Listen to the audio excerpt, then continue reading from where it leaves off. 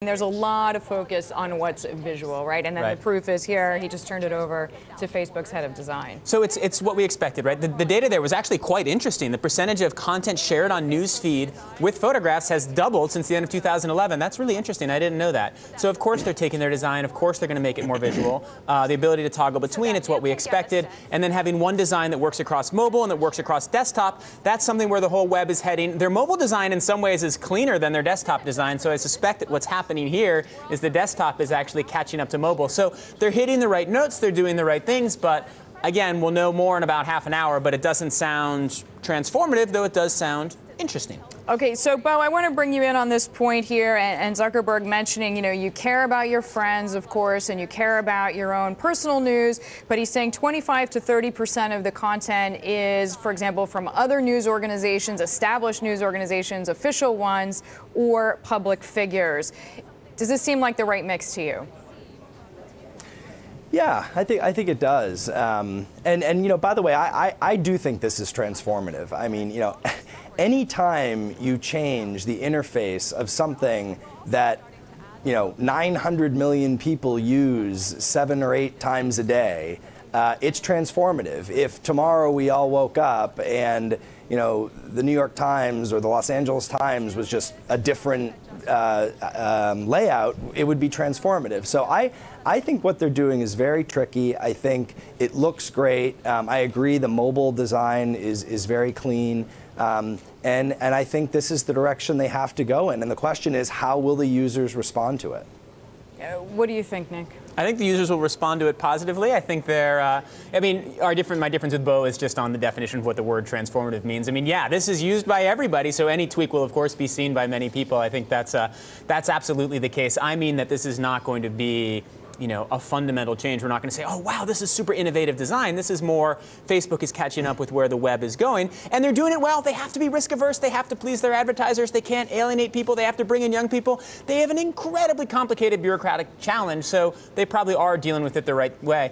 The other thing I'd add about a personalized newspaper, it's kind of an amazing thought. I mean, so newspapers are not the sort of thing we associate with the people who use Facebook. It's taking this thing from the past, this thing that's, this industry that's having a lot of troubles because of things like Facebook. You can think of all the Facebook employees sitting around going, what's a newspaper? So the idea of taking this old thing, making it something new, I like that Zuckerberg is using that phrase, even though I was making a little fun of how much he was using it in his introductory remarks. But what does this mean, do you think? Is it too early, I'm sure it is, to actually quantify just how many extra ad dollars Facebook can make on this? But if you had to ballpark it or quantify it, not necessarily in dollar terms, but in percentage terms, what would you say? Boy, it's early, and that it's very difficult to say. The question is not just how many more ads they can garner by giving the advertisers more flexibility here and richer opportunities. The question is how will the CPMs behave? The cost of the ads. Will the conversions that many of the direct response advertisers that use Facebook, will they go up with this richer media? It has been the case that in other platforms, that the conversions have gone up. So that bodes well, I think, for Facebook's revenue. Again, they have this inverse relationship that happens on all social media, which is that I think there's an inverse relationship between how satisfied the advertisers are and how satisfied the users are. So far they've done a remarkably good job in riding that line.